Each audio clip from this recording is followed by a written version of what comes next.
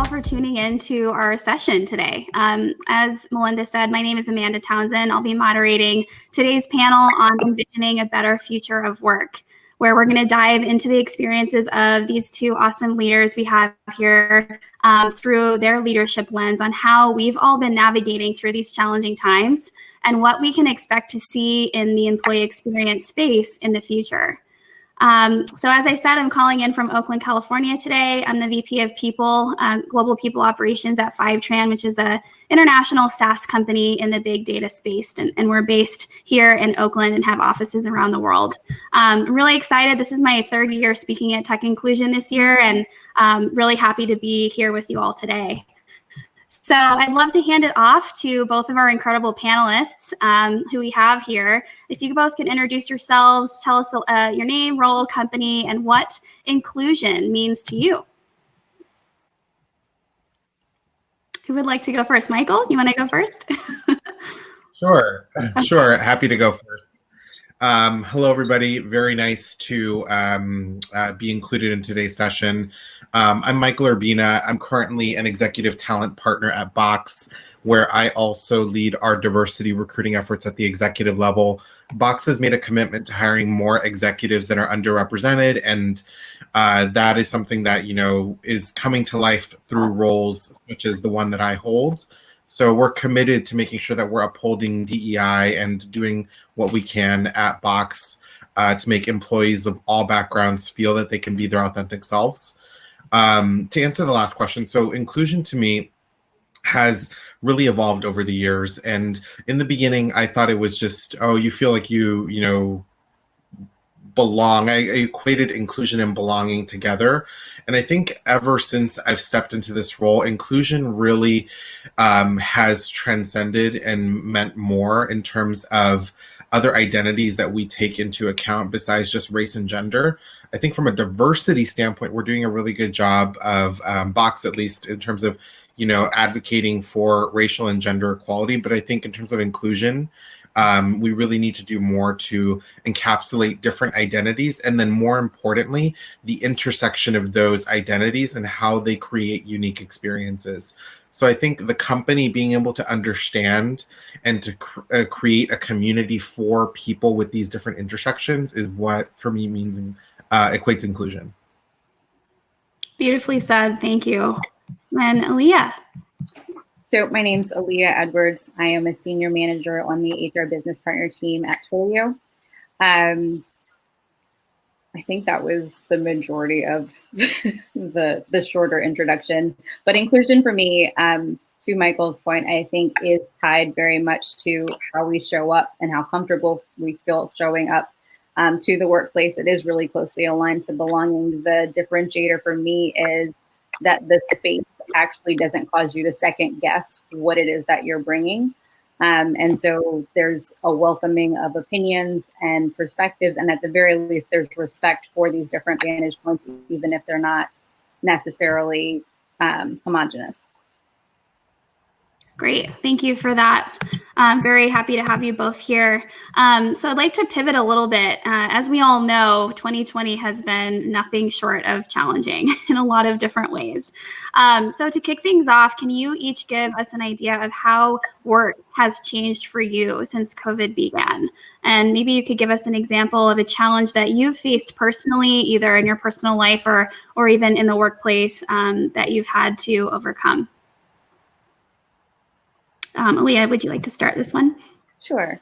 Well, as I shared at the start, I am currently based in Pennsylvania. So I've relocated, which has been somewhat of an upending of my life. And I think that a lot of people have gone through that, whether it was anxiety induced or just needs happening in your personal life that caused it. I think that the adjustment to remote life has made me and most people much more empathetic to those who naturally worked in remote spaces. And so hopefully this is an opportunity to lean more into how do we create equity across that experience for people who aren't office-based. But it's continually an adjustment for me, just in terms of what is my next step in really understanding, am I going to return to the city or not? Great, and thank you. And Michael? Yeah, so it's been really interesting. In line with all other Silicon Valley companies and all, I would say in general in corporate America, we have switched to 100% remote work. So for us, I would say that Box is built to succeed during and then also post the pandemic.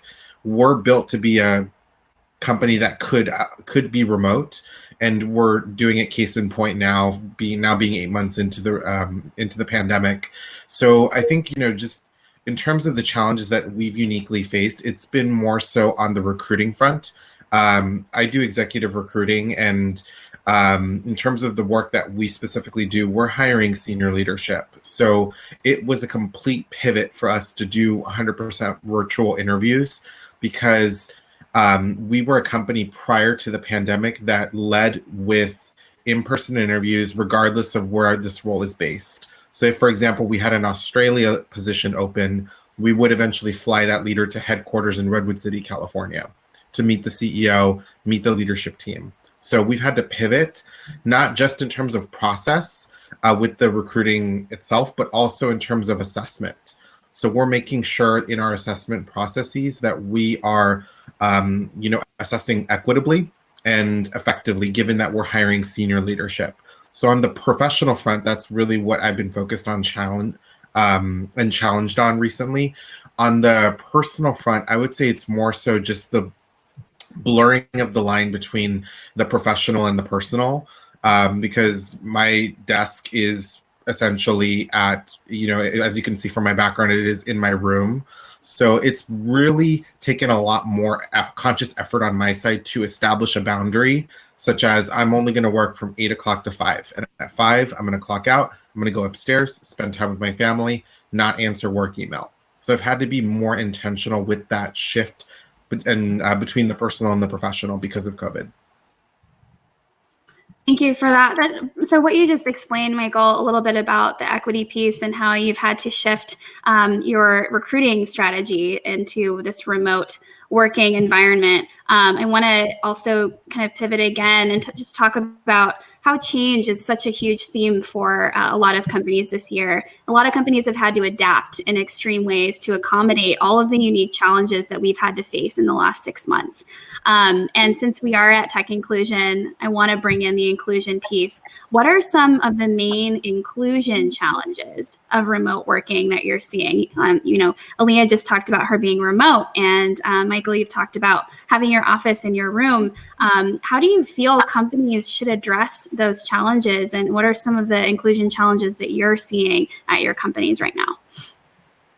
Aliyah, would you like to go first? Sure. I think I see this as a really great opportunity for companies just to be more mindful of how they conduct business virtually. I honestly feel like this time in some ways has leveled the playing field. So there's not necessarily an office advantage like you would have seen previously, because everyone is having to balance and draw those lines with like their personal life. But I do think that the intentionality behind things like performance management or development conversations has to be up-leveled in this time, because it's very easy just to get caught in trying to keep pace with the demands of the business. And I think Box and Twilio are probably similar that way, where like our productivity has not slowed down in this year. And so it's even more important for us to be productive while also managing all of the things that are people-oriented in our spaces. Great, thank you. And Michael? Yeah, so I think it's a really good question. One of the things that I've seen more recently at Box is we've done more to support people in regards to their mental health identities, and I think that's an area in diversity work, especially in Silicon Valley, where there's so much emphasis on productivity, right?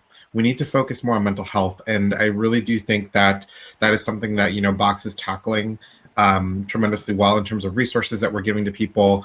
And specifically within mental health, I'm talking specifically about, like, for example, depression, anxiety, mental health issues like those that might add extra layers of complexity to people that are working remote. because I mean, I can tell you just from my experience, I'm an extrovert. I love being around people, and I've been through experiences with depression and anxiety, and just those additional layers can make it even more challenging for employees that, you know, have suffered from those issues. And to have a company that supports you through that process, I think is just tremendously important. Whether it comes in the form of resources, you know, let's say stipends for you to spruce up your workplace, you know, health benefits, things of those regards. I think it's really important.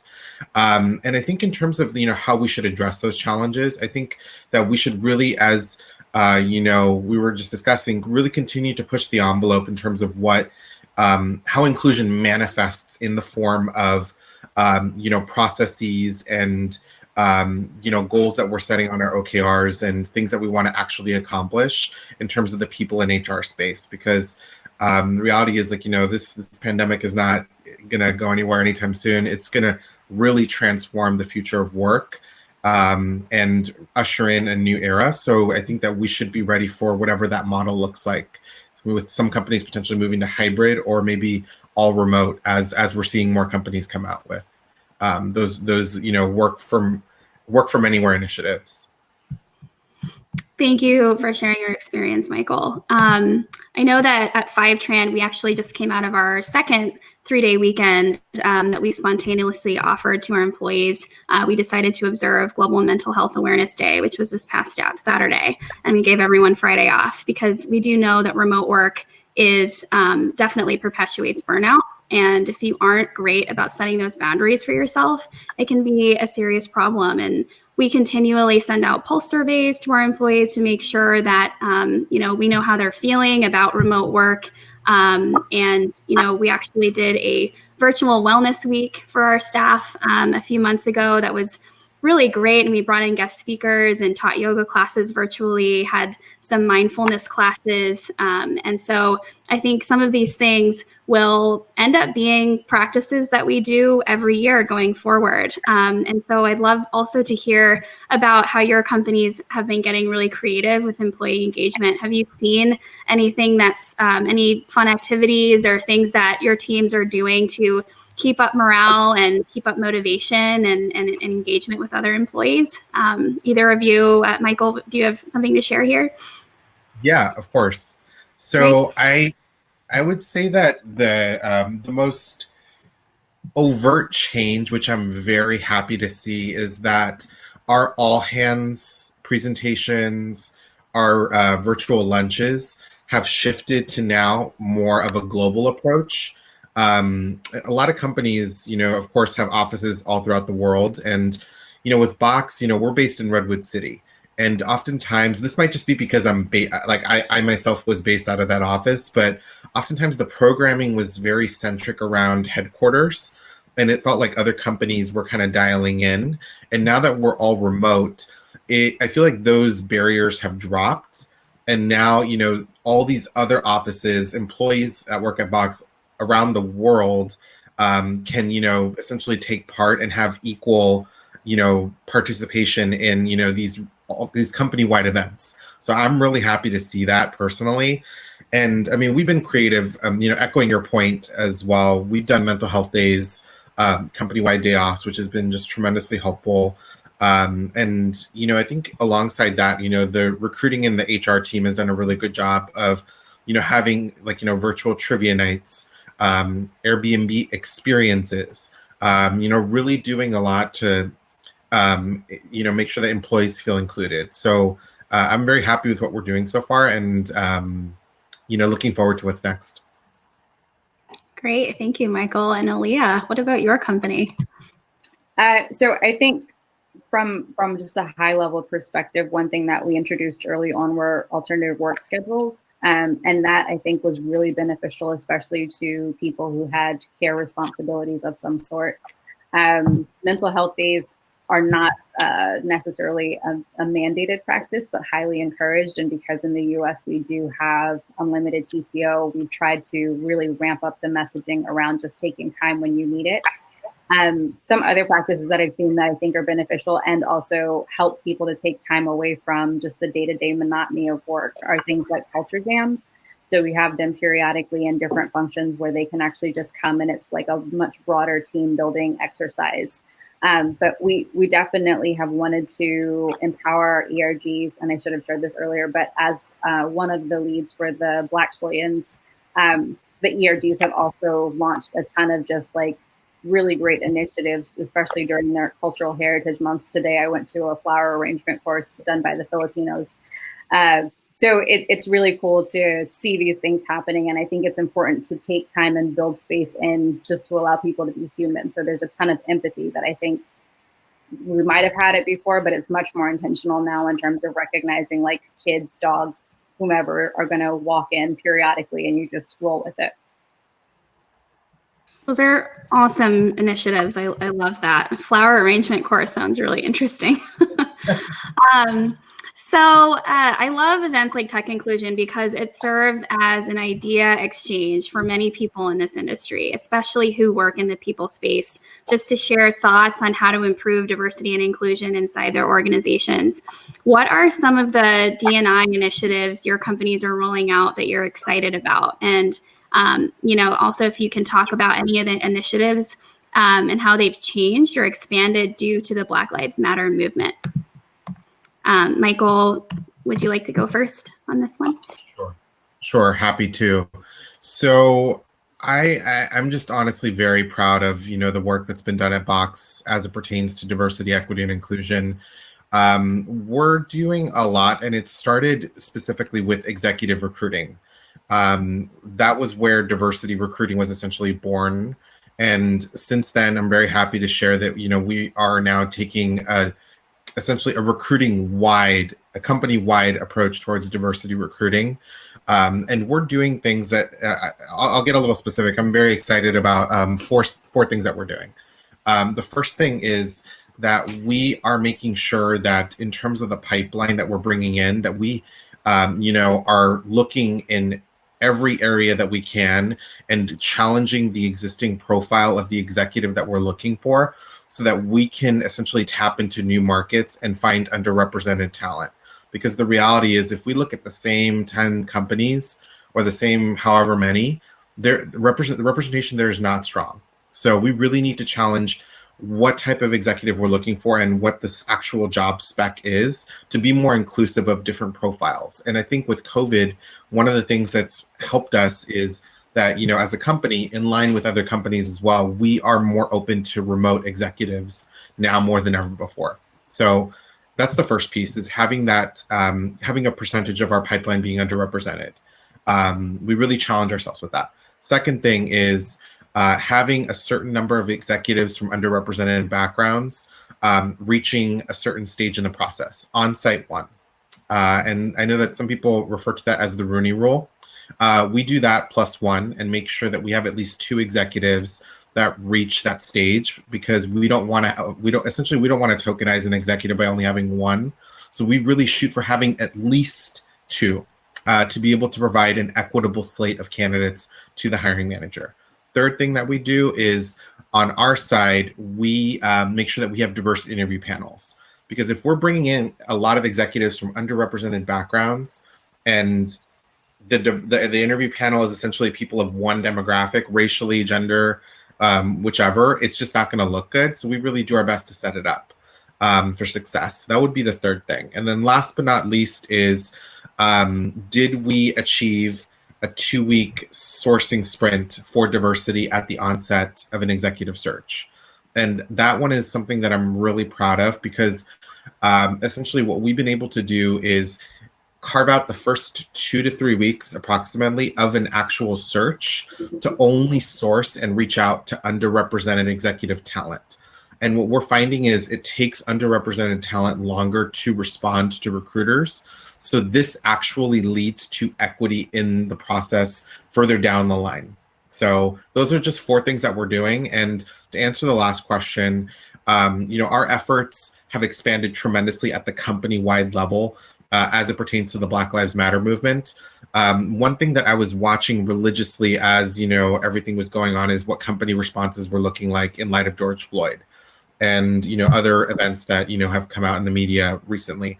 And, I think it's important that we, go beyond just putting out a statement. And I'm seeing a lot of companies that are putting their money where their mouth is. They're committing to things. They're donating to organizations. And I'm very happy that, Box is one of those organizations that is doing a lot of work through our Box.org arm to work with Black nonprofits and other organizations that are working for racial justice. So very happy that, we're doing it. And our efforts have indeed expanded in light of Black Lives Matter. Great. Thank you, Michael. I love what you're doing with executive recruiting. We just implemented about 4 months ago our representation policy that's very similar to what you were describing. And it does make a huge difference, especially when you can get the whole company on the same page about how important representation in the pipeline really is, especially at that final stage of the interview process. So definitely applause to you at the Box team. Aliyah, if you want to tell us about some of the D&I initiatives at Twilio and what's changed after the Black Lives Matter movement happenings in the recent past. Sure. So Twilio has actually started working with an outside coaching group that is specifically contracted for several different populations, but from a D&I perspective, they're focused on Black and Latinx Twilians.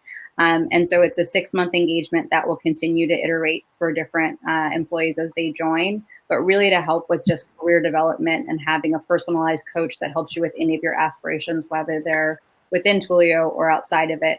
I think related to the ERG work, we've just seen a ton of initiative put in. I can speak to specifically within the Black Twilians group. We've launched our own development initiative, which actually the creation of the plan template was adopted to be implemented company-wide, which is really great. It's not completely tied to the social justice BPM that we rolled out, but related to the Black Lives Matter progress that's happened this year. One of the other initiatives is recognizing that we've needed more representation in higher levels of leadership.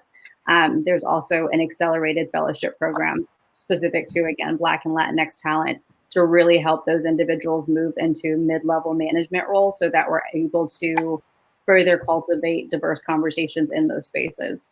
To the question of the Black Lives Matter movement and what's changed, the company, similar to what Michael shared about companies kind of putting their money where their mouth is, has created a racial justice and equity BPM. And there's a ton of things that are included in there. Some is related to just improving our processes and ensuring that we're a just and equitable organization, but also even from our social impact side, really ensuring that we're doing things out in the world to help educate people and also cultivate a more inclusive society.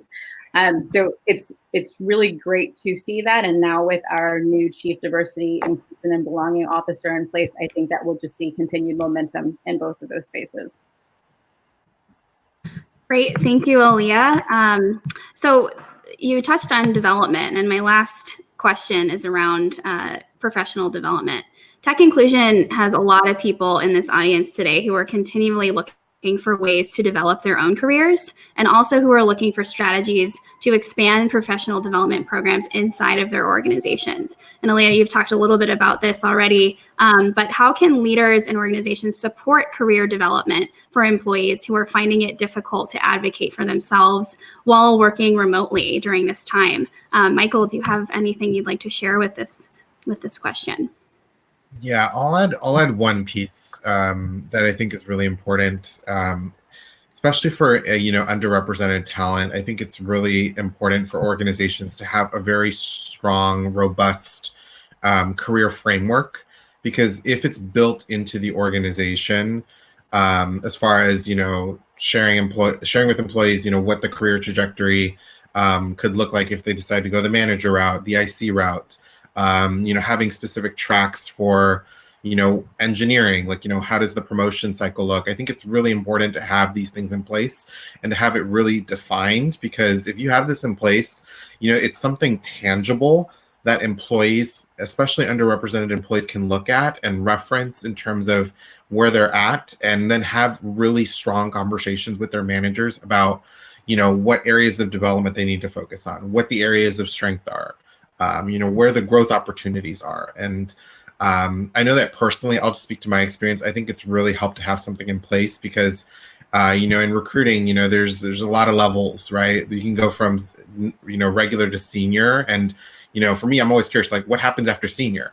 And I didn't know that previously. And it wasn't as clearly defined as it is now. And I know a lot of other organizations are doing the same. So I think, to my experience, it's really important to have that framework in place, so that underrepresented talent can know where they're going and, work with the manager. And that leads me to, I guess, an addendum of my first point, which is a really just strong relationship with the manager. I think that now more than ever before, managers need to do more to understand their teams and, keep them on track and make sure that they're doing well amidst the pandemic. And combined with my first point, I think, that manager relationship combined with a really strong framework will set employees up for success. Thank you, Michael. I definitely agree with you that setting those defined career tracks is so crucial for career development and just transparency inside of the organization about growth. Aliyah, can you explain a little bit about what Twilio is doing as far as career development in addition to what you've already shared? For sure. So I think if I could just add like a best practice, building it into the muscle of conversation, I think is really critical to just allowing development conversations to occur. So many times people only have conversations when it's a performance review, and that doesn't actually allow for much traction in between conversations, essentially. But if you have a regular one-on-one and you even have like 10 to 15 minutes where you just kind of say like, this is what I'm thinking about, finding things. And for example, there's the 70-20-10 model where 70% of what you learn is on the job, 20% is mentoring, and 10% is like formal training. Being able to leverage that 70% for the sake of actually finding things that you can do in your day-to-day so you're not completely overwhelmed by a new stretch assignment or responsibility, I think is really critical and often overlooked. And so I would encourage that on the manager side, but even more so on the employee side. If you hear about something that you want to work on, tell your manager. A lot of times people think that like the only way that they can move up is if their manager promotes them or if, someone tells them that it's okay. And I think that permission piece often inhibits people, especially people of color, just because there's sometimes that gratitude chip, I want to say, where you feel like I got this job and I don't want to move too quickly and I don't want to come off as ungrateful for where I'm at. And I just think that that's really important for people to know. But within the Twilio space, as I mentioned, we've rolled out the development plan. We have that additional program that's related to development coaching. Our talent management team is actually reworking a new talent review process for us, which will bleed into succession planning, and things like that. So I think all of the great processes are worthwhile to explore. And I love that the career development framework is also something that we have on our roadmap. But even just at the base level of conversations and being transparent about what you want, I think could move the needle on a day-to-day basis much faster. That's great. Thank you. I want to be respectful of time here. It seems like we are actually a couple of minutes over. So thank you so much to both of you, Michael and Aliyah, for sharing your experiences and giving some just really awesome advice. And with that, thank you to Tech Inclusion for having us. I think that wraps up our session. Awesome. Thank you all. Thank you all. That was fantastic. And lots of great chat happening. In addition, lots of great engagement. Thanks, everybody. Thanks so much.